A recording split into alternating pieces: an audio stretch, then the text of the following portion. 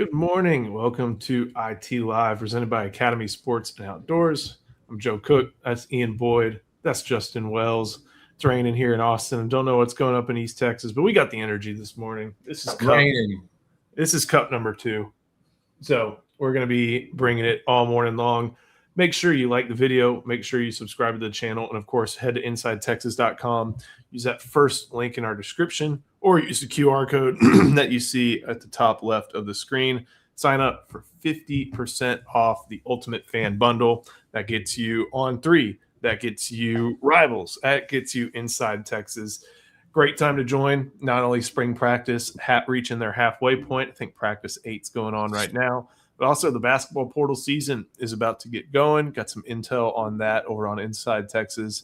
And we'll have that throughout the entire spring. So I don't know what that noise was, but I'm just going to carry on as if it didn't really take place.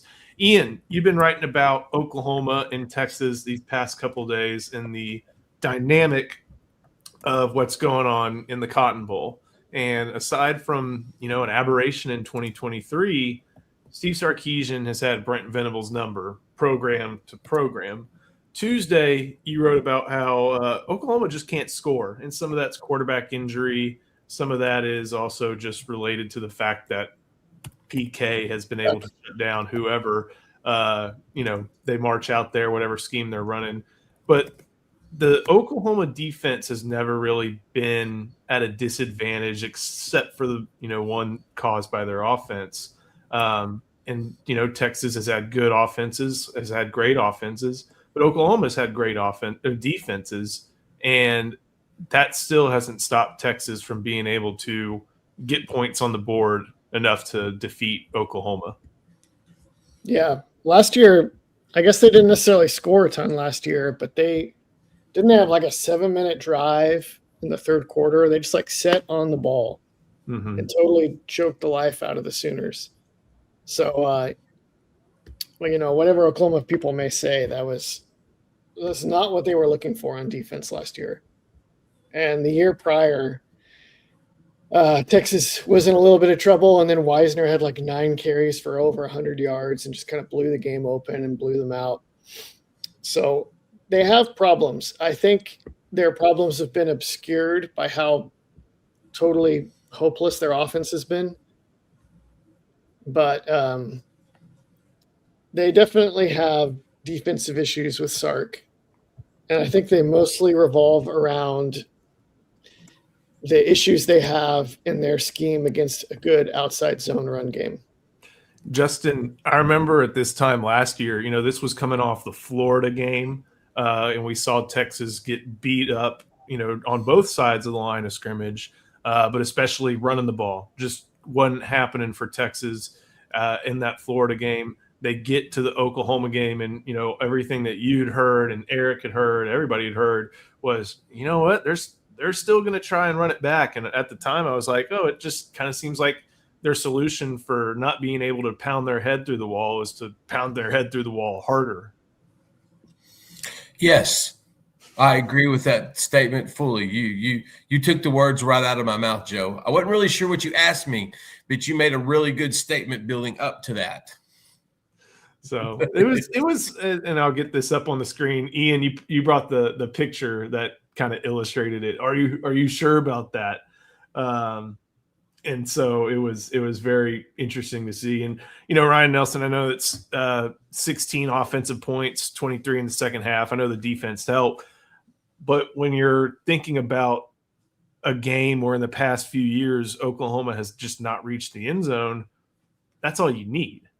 So that's been working in Texas' favor. And then this will also play into what we remember last year, Ian, because we got to see both these guys right before the game. Eichert and Lehman both said after the game, Texas is a more physically and mentally tough team overall. And, that that bore out pretty plainly in what we saw because of the success in the run game for the Longhorns. Yeah, I don't know. That doesn't actually seem fair to me. I don't know that Texas won that game because they were more physical or more tough. I think they just won that. I think they won that game more because they were more skilled. Like Oklahoma couldn't throw the ball. If you're talking about the Oklahoma offense, then that makes more sense because their offense wasn't physical. Their offense wasn't good at anything. So Well, Oklahoma's defense is the only reason it wasn't 60-0. Yeah, their defense is definitely pretty physical. They Yes. sometimes they have kind of cheat against the run a lot, kind of like A&M did, and Texas caught them for it. But I don't know if I would say that they're not physical. So I kind of touched on what you wrote about Florida basically putting a damper on anything Texas tried to do. And you were thinking that Oklahoma would play a 4-down front with 3 safeties back, have, their 4 kind of middle, early secondary players, and make it so Texas had to run the ball to get down the field. And this was, Arch Manning's first Red River shootout as a starter. The offensive line, especially at one position, had been a turnstile. It was just one of those things where sustaining drives, which was not Texas' strong suit last year, looked to be what Venables wanted Texas to have to do. The only problem was there seems to be, and you identify it here, a little gap in what Oklahoma's defense in their defensive scheme for a certain run scheme Texas was pretty, I would say, decent at last year. Yeah, that's the funny thing is that Texas wasn't even very good at outside zone last year, and they still managed to control the game by running it. Third down also. I'd be curious to see Oklahoma's third down stats last year because I think maybe they weren't actually that good. Arch kind of chewed them up on third down. But, yeah, here's Oklahoma's resume since Venables took over. They had one bad year in 2022. And then since then, they immediately fixed it. 2023, they were super competent. 24 and 25, they're nationally elite, right? Last year, top 5. So they have a system that is working really well, as it has always worked for Venables. And to me, that actually makes this harder because if you have a system that's propping up your whole program and it's producing all your results, but it's not particularly good against your hated rival, then what do you do? And it's also not particularly good against a very common scheme in college football. Like, and also it's trickled. Has it trickled up or trickled down from pro football? It's just a common scheme in football. It's not as common in P4 offensive football in college because teams it's coming back a little bit here and there, but teams are usually much more inside zone, counter oriented. If y'all watch the videos we're doing with Pack, every time Pack explains some new Texas scheme that Muschamp is bringing, he'll almost always show examples against inside zone and counter because all these spread teams major in those 2 schemes. And Oklahoma's defense is built to absolutely stuff that. So I do want to address this. Blake Bryant, he brings up a good point. Arch was 9 for 10 on third down in the second half. In that game, Arch was 21 of 27, so 78%, for 166 yards and one score to DeAndre Moore. So his adjusted yards per attempt was only 6.1, which isn't that much, especially when you consider what Sark likes to do with deep shots. They took that away, but the down and distances he was having to work with on those third downs, and why they, as Ryan Nelson says, and then as Ben G says, like why they couldn't Oklahoma couldn't get Texas offense off the field in the third quarter. It's because they were just able to be effective and create third and manageables in a way that they hadn't been able to up to that point in the whole season. So that's really what had helped them in that game. But here you go into details about the nuts and bolts about why their they're not really able to do much against outside zone. And Justin, we've seen from the recruiting standpoint, not only in the portal, when you think about Dominic Williams and, some of the 5-star, type players that have come through there, but when we see Texas, and I know that's a tagline, big humans, but they're trying to find more. Texas seems to try to find, no matter what the system is, 300 plus pounders as they're in high school. Whereas Oklahoma, they're kind of working their way up to guys who are maybe 310 pounds. And so we see a different profile of player on the defensive line for Oklahoma than we do for Texas. Yes and no. I mean, David Stone's a big kid. He's an exception. Yeah, sure. He's an exception. Yeah, I think that it feels like maybe they go for the little bit more of the athletic types, a little bit more of the twitchy types, maybe change of direction kind of guys, a little bit more versatility, rather than like your big run stuffing dudes on the inside. And maybe that has an effect on how they defend the run, because I think a lot of that is just good, run fits with linebackers and just having nice size in the middle. Like you look at the 3 techs or the nose for Texas this fall, you're looking at Ian Jaffard and Zion Williams. That's a combined 720 pounds. Like that's a lot to move when you're trying to run the ball inside zone, outside zone, in any twilight zone. And so, yeah, I think OU is more in the athletic realm, more in the kind of build them up, develop them, add, they take those guys with great frames, Danny Okoye's, guys like that are really athletic, that they can sort of bulk up along the way.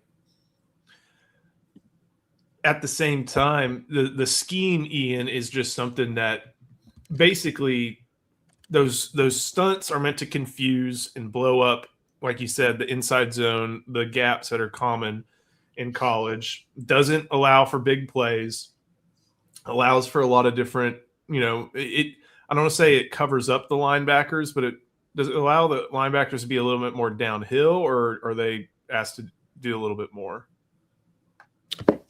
For Oklahoma, it can be varied. Sometimes they just shoot him through gaps.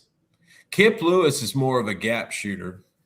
They can all be that way. They teach them how to do that. You're right. But the point you make is, if there's one little blemish in stopping the run game outside, the whole system goes away. Yeah, if you can, because their whole deal is we're not going to give you any deep shots over the top, and we're going to chase tackles for loss in the run game. If you take a tackle for loss in the run game and get behind the chains, odds are you're going to have to punt. That'll kill your drive. If you can't balance that by having a one-play score deal, then it's just losing math. You might get yards here or there, but you're not going to score touchdowns if you can't hit a big play over the top and you get put into second and third and long regularly. So that's their gambit. And it usually works really well. But if you can consistently pick up chunks of yardage on the ground, and that can actually become an efficient way to move the ball, then that math works, it flips on the Sooners, and it no longer adds up anymore. So here's an example, and this is early in the third quarter, after Texas just had not been doing anything on offense, really. And you see DeAndre Moore motioning top of the screen, 11 personnel, and you have three deep safeties, and a corner playing off. And I guess this linebacker kind of on the near side in the shadow is supposed to take that spot. But outside, moves that linebacker, guy blocking his future teammates. And, a 9-yard gain on first down. And then let me get this other one up. This is like the very next play. Yeah. And there's a lot of traffic to piece through, but I'll pause it at the right spot. Boom. If you're on this camera angle and you see that many numbers and you don't see any Oklahoma numbers, means there's something there. That is That's a lot of burnt orange in between the crimson and cream and the ball carrier. It means Oklahoma didn't think this through properly. And is that Wine who has to come from the backside? Yeah. So, like, it's backside defenders, which I think speaks to the Texas run game last year. But backside defenders who are coming through because all the guys right there A in the lot of middle safeties making tackles. weren't able to do it. And safeties from depth. Yeah, Peyton Bowen is coming downhill. So we'll get to this in just a second. How will Venables adjust, Ian? How indeed. How indeed. I don't think he will adjust. This is a very tough thing. It's hard to guess against Texas and just blitz where you think Texas will go with the ball, because Sark will mix it up and run it strong side, run it weak side, and just not let you. And he mixed in a lot of duo last year. He just had enough variety to where Venables couldn't just guess without risking getting absolutely gashed on the next play. So the adjustments are, you have to do it differently.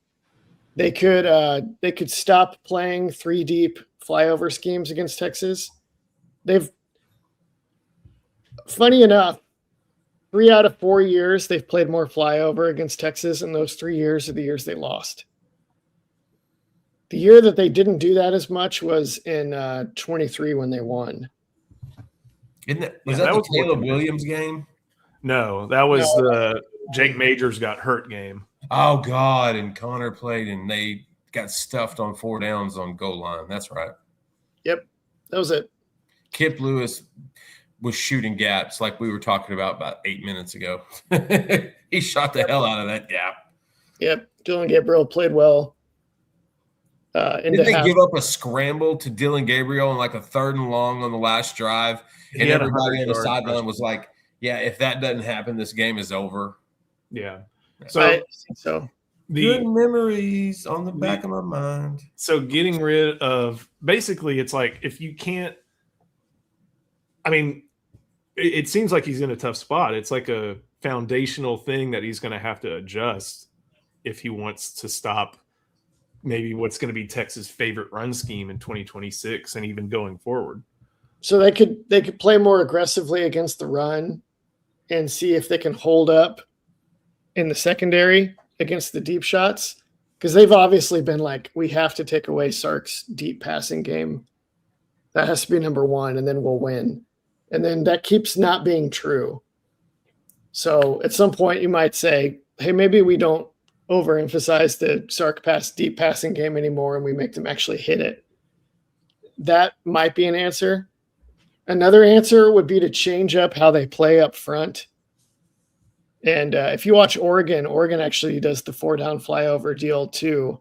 And they were good against outside zone last year because they would have these big, powerful ends like Matayo Uiagalelei and the other guy, I can't remember. I think he's also another Islander or something. Those guys would set hard edges. Whereas Oklahoma's ends have not really played that way. Oklahoma's ends are always like trying to get into the backfield or running under blocks or doing different stuff to try to get tackles for loss. If instead they focused on playing big ends and told them, forget all that, you have to set a hard edge so that our defense doesn't get stretched out sideline to sideline, then that could maybe work. They have a couple of guys that could maybe do that. And it's not like they don't ever teach anybody to set the edge. So Right. maybe they could adjust their game in that way and get some results. Last year, they didn't want to do that because they had guys like R. Mason Thomas is not an edge setter. He's a Rusher. just go chase. Yeah. A good one. A great one. Unbelievable go chase kind of player. But they don't have him anyway. So maybe they change it up that way. Before we keep going, got to show some love to our sponsor. That is Academy. Oh, it's an auto worm bite, turns out. Giant. Oh, giant. It's a giant, so. Oh, it's a giant. Oh, it's a giant. It's a giant. Justin, how beat up was Sam Ellinger after the 2019 season? 2019. Okay, 2018 was his big year, correct? Correct. Oh, buddy. Oh, yeah. He was pretty roughed up that year, that next year. That's his junior year. It was tough. Texas had a very bad defense. They were good on offense because you had young, even despite a running back emergency. But you only go 7-5. You're in a considerable number of one-score games, a lot of two-possession games, which still pretty close. And the offense at a certain point became, you know what, Sam, you got to take care of everything. And so we were looking, and Ian, your article from the other day had me trying to figure out how many touches is too many touches for a college football quarterback at the highest level. And it makes sense for quarterbacks to touch the ball pretty often. You know, they're often, especially at this high level of the comparisons I'm going to make, and the high level we expect and almost hope to see from Arch Manning, you want the ball in his hands often. But how often can be too often? And I think not only Sam, but even some other players that we'll see can show, okay, there may be an issue here. So I looked it up, Sam Ellinger, and I'm going to hold on real quick. Yeah. The play after the quarterback gets hurt it's the number right underneath that, the amount of times they need to touch the ball in a game. So I look at this pretty often, and this is Sam's 2019 game log. It's only pass attempts and rush attempts, because rushing attempts, sacks are rushing attempts in college. So you can factor in, you look at the LSU game, 47 pass attempts, 19 rushing attempts in that shootout. I know LSU got after him a little bit, but that's a game, that's 66? That's 66 of 80 something plays where the ball's in Sam's hands. That means 66 times in that game he was liable for a hit.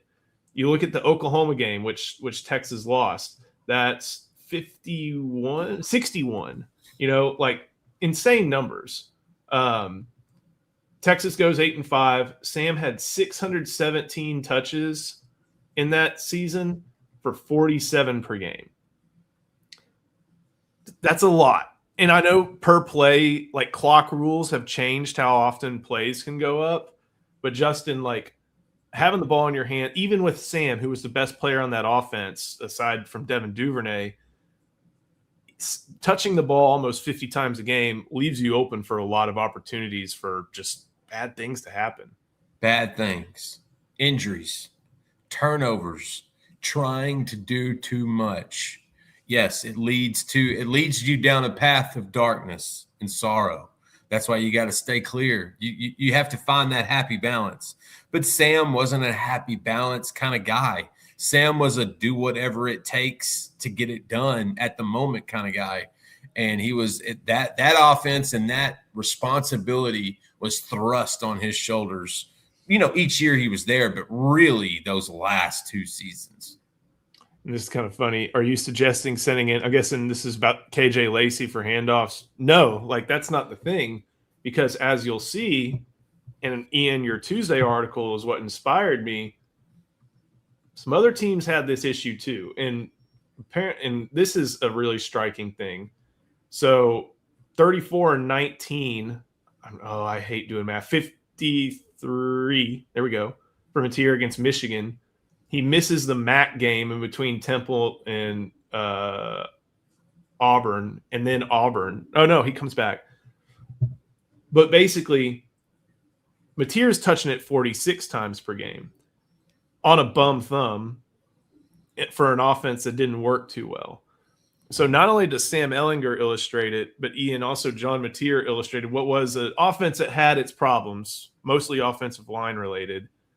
They were accentuated by the fact that not only could Matier not handle it physically, but also process in the same way. They're very similar. It's a terrific comp because Mateer had to do some short yardage work for Oklahoma in the run game, just like Ellinger did for Texas. Mateer has a tendency to hold on to the ball like Ellinger did, although Ellinger would like stand in the pocket and take a hit to throw it, which is in some ways worse. Mateer will like do his like jump throws and stuff. But Mateer, even after that Auburn game, there was all these Oklahoma people that would tell you, they're like, yeah, the thumb is a big concern, but he hurt his knee too. So he was already being duct taped together before the Texas game. And then the rest of the year, he kind of had to keep running the ball regularly the rest of the year because they couldn't move the ball throwing it. Right. They didn't. They had as well just keep running because it's one of the only things we can do now. Even though he was kind of gimpy, it seems maybe I don't want to get ahead. 46 is too many. 46 is too many. So what I He's did, Mateer's a strong guy. He's not built like, Johnny or even Gerard Hurd or somebody. He's like 6'1", 225 or something. Built like a linebacker. He's not lacking for size, but he's durable outside of Tom Thumb. Yeah, exactly. He's tough. Yeah, there's a toughness to him. Tough. Actually, you see the toughness in every game he plays except Texas, because just his toughness just doesn't measure up. He's just not at that level. But with the other teams, against other teams, I see a toughness in that kid. It's almost a little bit of moxie, maybe even an ounce of grit. So what I did was I looked at all the different first team All-American quarterbacks in the past few years. Fernando. And the data is interesting. And Indiana is going to be an outlier. Yeah, I was about to say, what are you doing here? Like, Fernando doesn't run the ball. He doesn't run the ball. And then also Indiana would beat people up so bad that they'd put in the little brother. So he is at just under 30 touches per game, which, again, that speaks to the level of competence just across the board on offense for that Hoosiers team. Fernando was great.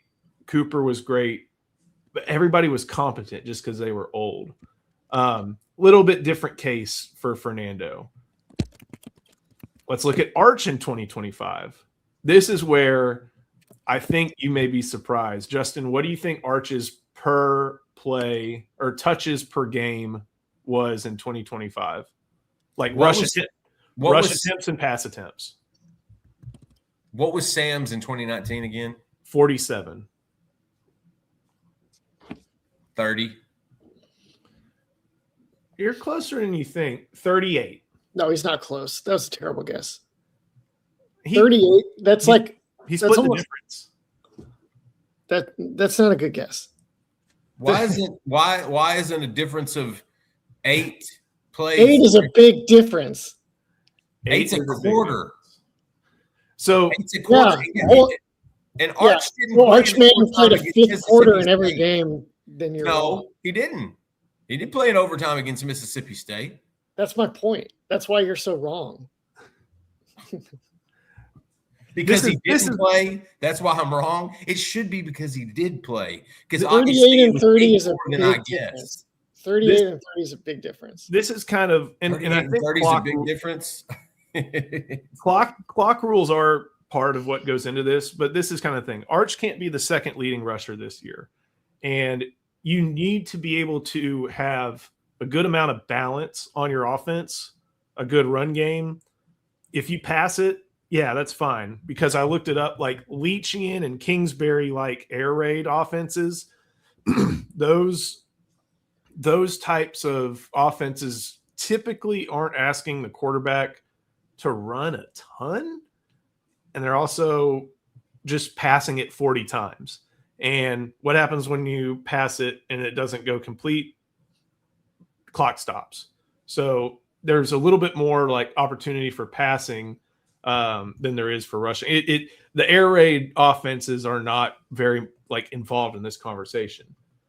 No, But I want to know that why 8 and is such a big list. Ian, the only time in our lives where 8 more is a bigger guess is in one thing, and it ain't this. 8 carries is a lot. 8 dropbacks is a lot. 4 carries is a lot. 4 dropbacks is a lot. But how do other ones compare? And the data will probably show that the best spot is under 40, but 45 is way too much. And so, and the good thing about all these different quarterbacks, they're all the first team All-American quarterbacks since Sark started at UT. Variety of skill sets, variety of games played. Bryce Young on a weird offense, 628 total touches in 15 games, 42 per game. And that for offense, a guy his size, that is an insanely high number. and it also that was 2021. That's his Heisman year. Alabama's under Bill O'Brien on offense, and they play for the national title, but it almost felt like they were playing in spite of something. There was always something holding them back, and maybe it's because all those super freak receivers had moved on. But Ian, that was a very Bryce Young reliant offense in 2021. Yeah. That's the year they missed the playoffs, right? That was maybe a little bit much. Oh, Didn't no. They made the playoffs more the next year. No, they made the playoffs in 21. Scroll up a little bit. No, They- I don't think so. Beat Scroll up. Georgia. They beat Georgia in the SEC title game. Oh, yeah. And then, that was the first Alabama game. Because in you're 22 was the TCU one for Georgia. You're right. Yeah, I think when you've got a terrific dual threat scrambler, it's so easy for that. 45 is such a great number because you can see we're going to see a couple guys that are elite dual threat scramblers operating spread offenses. And so you just can't really help them having the ball in their hands, making decisions on a ton of snaps. Yeah. But we're going to see that all these guys that were super successful are all maybe close to 45, but just under.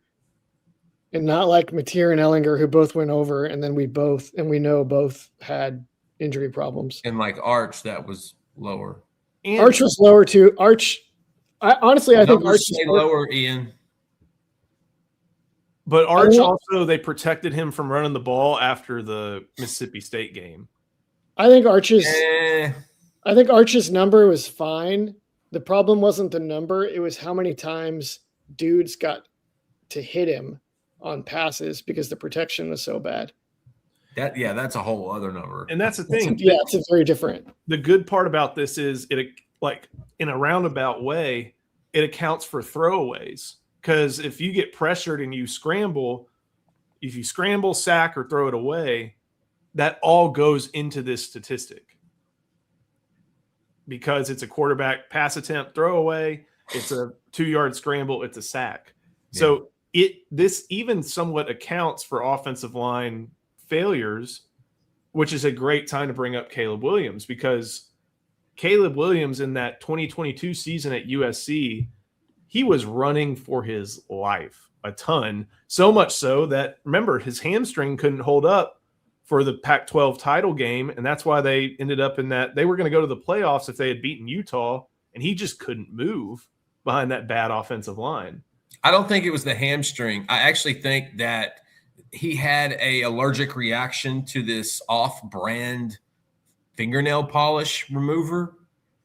Swear that, look it up. So I actually think he had something to that, and the hamstring was you got to sound tough, so we're not going to say that you have an infection on your fingers because of your fingernail polish. We're going to say it's your hamstring because you've been playing hard. He had, in 14 games, he had 613 total touches, and he's right at that point, 44.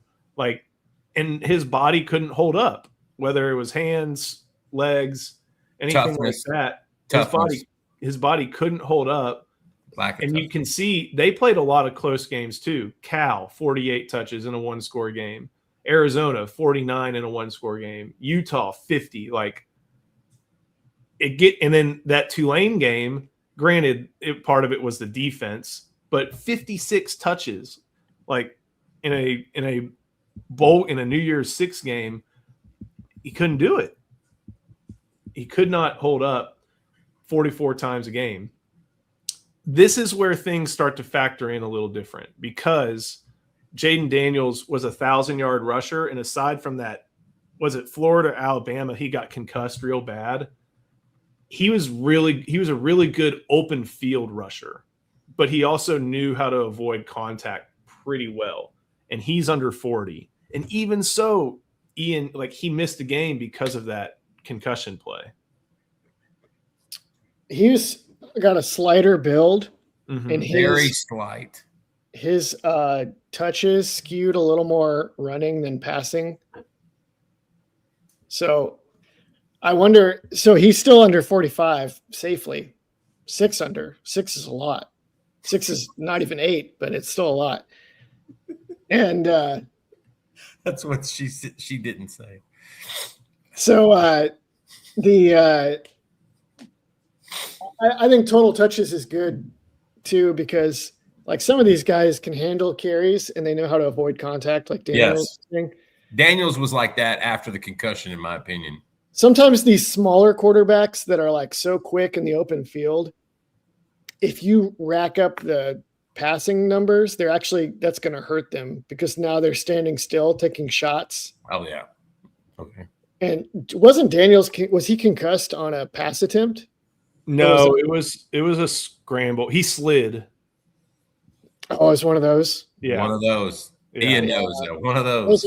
Those are just you Unnecessary. don't slide. This is a good point from Ryan Nelson. The more touches on the quarterback, I don't think it 100% means this, but I think this is something that definitely feeds into it. Like I think if you 45 again, 45. If you're going over 45, it means you need that quarterback too much. Yes. If you're but if you have a Jaden Daniels or a Caleb Williams, they're going to touch the ball a ton, and that's not going to be a flaw in the offense. It's going to be that they win games. And this is the most interesting one, I thought, because this was a Miami team that had to score a ton because their defense was terrible in this season. Yeah. But Cam Ward wasn't a runner. He was athletic, but he was not a designed runner. They also, I forget who the running back was this year. And I also Mark Fletcher Jr. This year? Are you talking about for Miami or Tennessee? 24. Oh. It may have been Fletcher. Fletcher's a senior that's coming in, so he may have been him. I removed that bowl game where they gave him the half to get 50 touchdowns or whatever. Oh, yeah. And you'll see he had one game where he had 10 rushing attempts. And it was in a tight one. Was that at Virginia Tech? It may have been. No, it was a Friday at home. Okay. Usually games at Blacksburg, you do come out a little bit more bloodied and bruised. So the 41 for Cam Ward here is somewhat a result of their defense being terrible, but also he was a very skilled passer. And sometimes you want that skilled passer to have the ball often and dishing it out to some pretty good wide receivers. But Cam also knew he didn't have the body type to be a dual threat, to be a runner. Like he could scoot around on a third down, possibly to move the chains. But Cam Ward was as frail as Jaden Daniels. Those are little guys that know they can't take too many big hits. Yeah. Oh yeah, Damian Martinez. That's the good call, Ryan Nelson. Hey, Damian Martinez, Louisville, Texas, my friends. Via Oregon State, via Miami. Now he plays for the Seattle Seahawks. Good to see you, Damian. So, in the what we learn, I said, of course, makes a lot of sense for these really great players. These are first-team All-Americans, most of them Heisman winners, 1 or 2 overall in the draft, to have the ball in their hands often as a quarterback. But the way they subject themselves to hits has to be managed I got that. I got that too. But it has to be managed in just what you're doing with them. You don't want them in the situations that Jaden Daniels was in, because if you do that, and even Arch's scramble, like that wasn't a bad football play. It's just a football play where a helmet hit a helmet, And so my overall point is have a balanced offense that can run or pass, not necessarily a 50-50 split, and use the quarterback run game as a boost as opposed to a crutch. Yep. And also have a good defense to where you're not in shootouts all the time, because that's what Sam Ehlinger and if Charlie Ward, if Cam Ward had Miami's defense this year, that's probably your national champion. Oh, we're talking about that team like it's 2019 LSU. Yeah. Who won that year? That was Ohio State. Correct. It was a game for about a quarter and a half. It might have been close. That might have been close. That would have been a tough game. Ohio State put some hurting on a lot of teams. Not that day. Oh man. No, I mean in 24.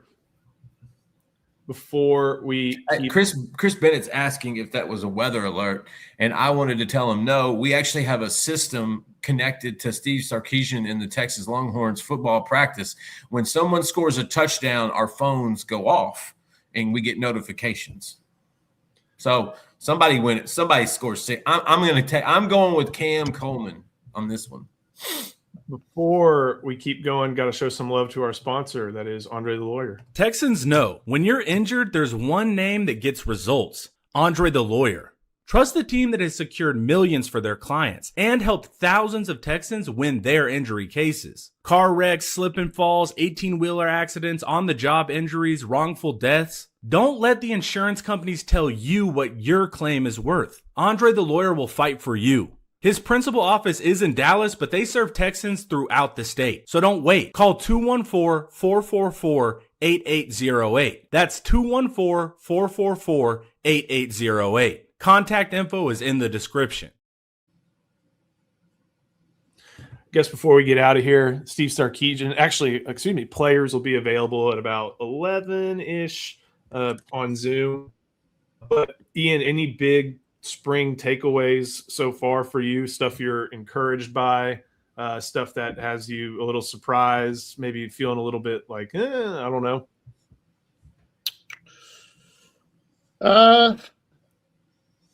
Feels like it's going pretty well, going more or less like you want it to go. You like hearing that Rasheem Biles is playing well, flashing all the traits that had them eager to get him.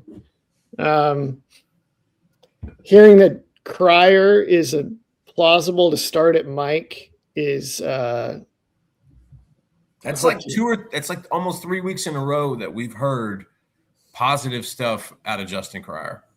I hope that we hear something different in the fall, and it's like, never mind, Smith just grabbed this position by the horns and gained 10 pounds from 205. Well, I was about to say gain 20 pounds. Gain 20 pounds, yeah. And he's not lifting full lifts right now, so that's going to be a chore. Hopefully he's not actually 205. He's pretty close to 205. Really? Oh, I mean, I saw him Saturday. He's never been that big, Ian. Never. He's got that Gary Johnson weight. It's just real thick and dense. Did we keep the wrong linebacker in the portal? No. Ty Anthony is clearly better. They just let a really good one that was promising and should have played this year, and I'm still pissed off about it. So I don't know why you're going to bring it up, Elijah Barnes. Yeah, buddy, man, that's a troll. Ooh, I didn't want to go there on Thursday. This is a good one from Ryan Nelson. It kind of speaks to what Sark talked about with Chris Lowe. Do you think this will be the best Texas roster for a while? Had an advantage for the house settlement, and I think our quality might be a little worse. As far as money goes, what the House settlement did was gave pretty much every Power 4 program a floor. There's still no real ceiling on it. There's only the ceiling of practicality. Is your money supply there?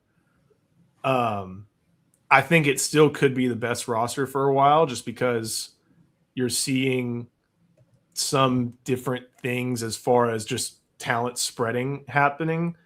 And so because of what this roster looks like, because they, I guess, cut some expensive depth for expensive possible players, your front line may be a little bit stronger than your back line. I think, yes, this may be the best roster for a while, but I don't think the House settlement is going to have too big of a difference on this one just because all that did was set a floor instead of create a ceiling. I disagree. I think that the roster can absolutely be better in the future, in the near future. I don't know, Ian. I mean, some of the best players. Okay, listen, as long as there's no cap and no enforcement, yes, I'm with Ian. This roster can look better.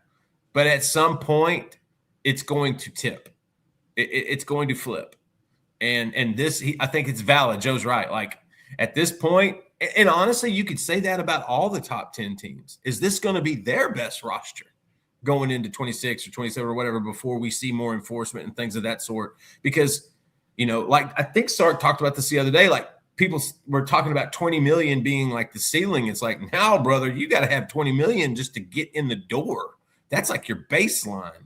And so I think all the teams are kind of dealing with something like this. Texas in particular just has a great collection this season because of recruiting, because of development, because of the portal, because of just all those things that come together. But I think you could make a claim from a lot of top 10, top 20 teams going into this season that this is, with all the money that's going forward, these teams are only stocking and getting better and more depth as we do this. And until there's any rules or laws, I don't see that stopping. That's going to continue to go. I think Sark's point was like, I forget the number he said, but I'll just say it's 25 million. It's like 25 million is table stakes.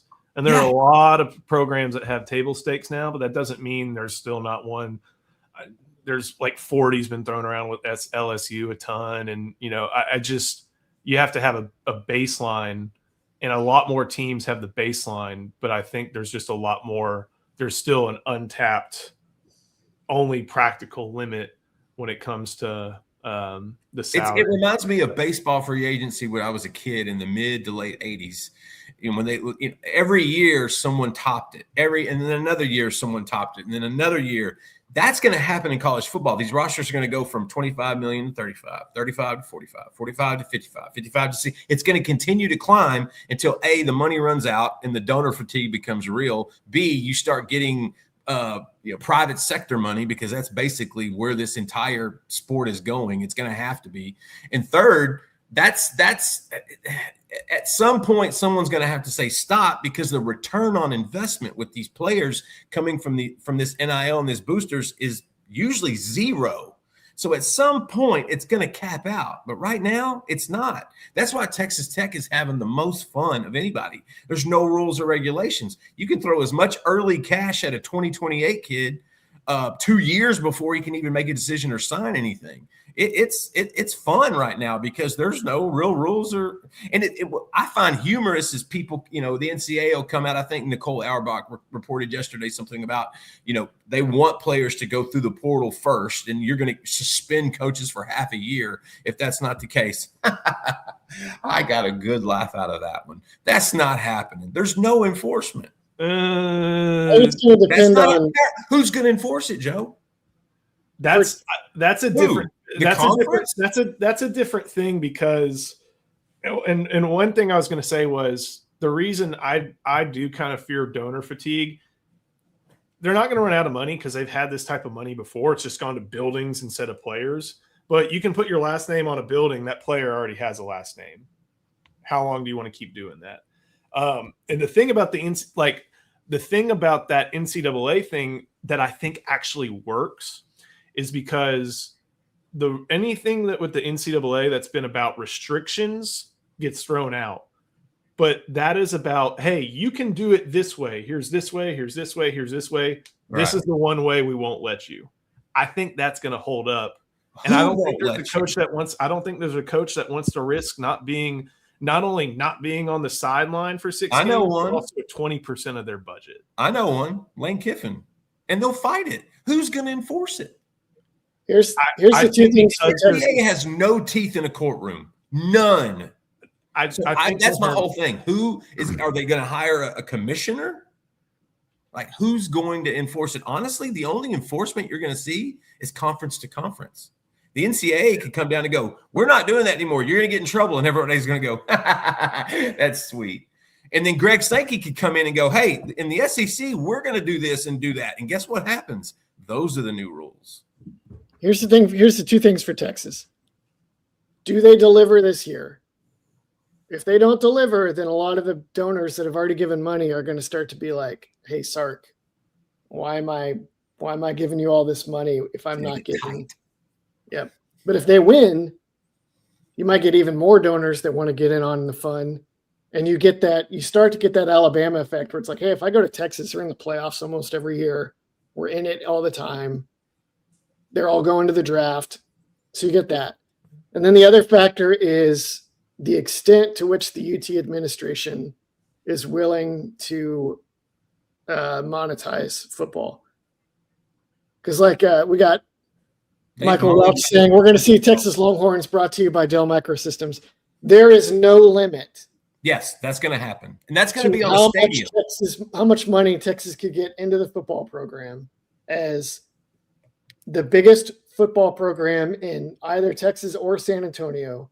Massive area of Texas with a massive and growing population. Dominate the airwaves. You dominate the attention. Austin FC isn't going to get as much attention as Longhorns ever. Even the Spurs with Wembanyama don't even get as much attention as the Longhorns. That's just San Antonio. Yeah. Yeah.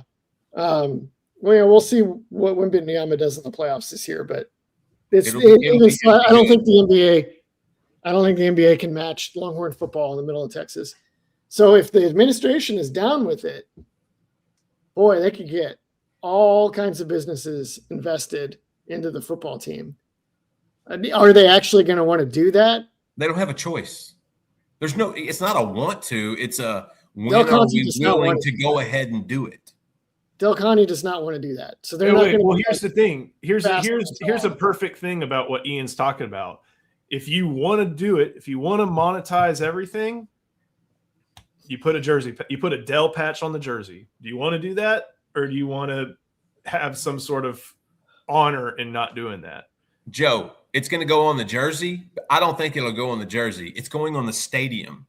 I'm sorry. It's not going to be Texas DKR Memorial. It's going to be Dell DKR. That's the path. And the traditionalists are going to go, oh, gosh, I hate that. And CDC, he's not going to want to touch the uniform. You want to compete? Then you better find some room. And I'm not advocating touching the uniform, but that's just the example. It's like, Me are too, you me really too. about it? And Me if you're too. about it, there's a big old Dell blue thing right there. And they've already cracked the door. I mean, hey, there were people who didn't like that they even put DKR's name on the stadium. Didn't Nebraska start putting stuff on their jerseys this year? Arkansas. Because now it reads. Well, Arkansas's been doing stuff in their stadium for years, and you wonder why Calipari had a treasure chest for college basketball. It's because there's Walmart logos everywhere at the Razorbacks stadium.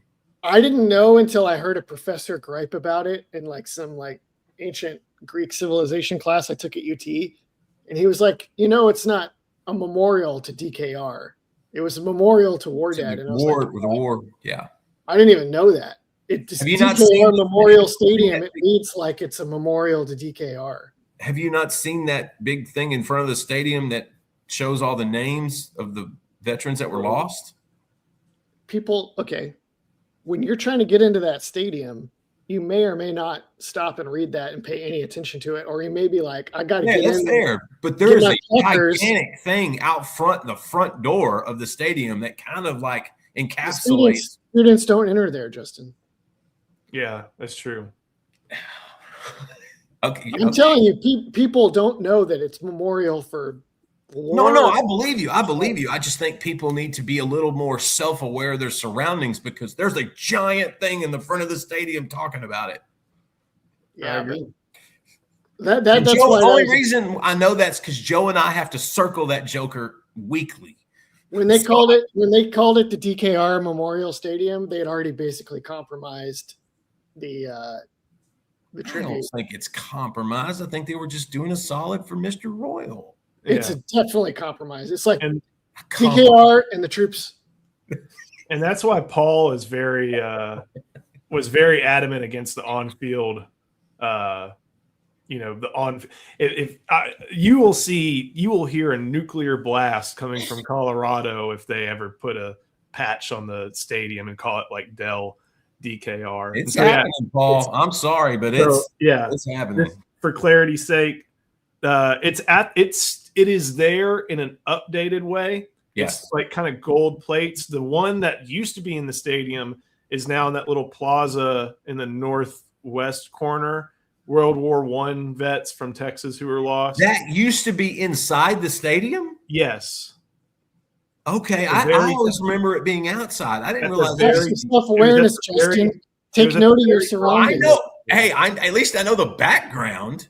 It was at the very top I know of what the it north. means. It was at the very top of the north end lower bowl. Okay. And then Chris Bennett, they put DKR's name on the stadium in 96. Joe Jamail Field in 97, I think. Campbell Williams Field in 2020. And then the big south end zone scoreboard has always been dedicated to Freddie Steinmark. So, and then you got the Red McCombs Red Zone. You got Belmont Hall. You got Rowling Hall. Is it still Belmont Hall? Oh, it's still Belmont Hall. It's where the best gym in the on campus is. So, Dude, you got to go back to Gregory. no, that's not a good gym. But I think that's about good for today. Hey, make sure you like the video, subscribe to the channel. Of course, go to Inside Texas, get 50% off using the first link in our description. Use that QR code. Get the Ultimate Fan Bundle with On3, Inside Texas, and Rivals. Can't wait to see everybody over there. Gentlemen, Hey, Rex St. Charles has it. Forget Dell. We're going Tito's. let's Go put Texas on. Tito's. And listen, you can get a coupon. If Texas scores 40 points, you get a free bottle of tequila, bottle of vodka. The SpaceX end zone. So here's one last thing. Would lose their mind. So there are, let's see. I'm just going to call, I want a vodka fountain. for the purposes of this, I'm going to call Tech, A&M, and Texas, because of the size of their stadiums, the big three. Tech has already given it to SBC, AT&T, Southwestern Tech Bell. gives it AT&T. away. That it correlates with the school. I think if neither Texas nor Texas A&M probably want to do that first between the two schools, but if one of them does it, I wouldn't be surprised if it's like, man, maybe somewhere in tandem. You're right, Joe. And hey, I've already made the point for this one, Chris Bennett. I think you should put Mac Brown's name in the practice facility somewhere. Maybe not name it after him. Yeah. Practice, not the stadium, stadium. Practice Is facility. he going to give back his money for the years we paid him to get whooped by OU? Oh God, Ian. We're trying to win We were games going to here. go out on a bang, man. Hey, it'll be a place for development with great kids and great families. So, all right, we'll see you next time on IT Live, presented by Academy Sports and Outdoors.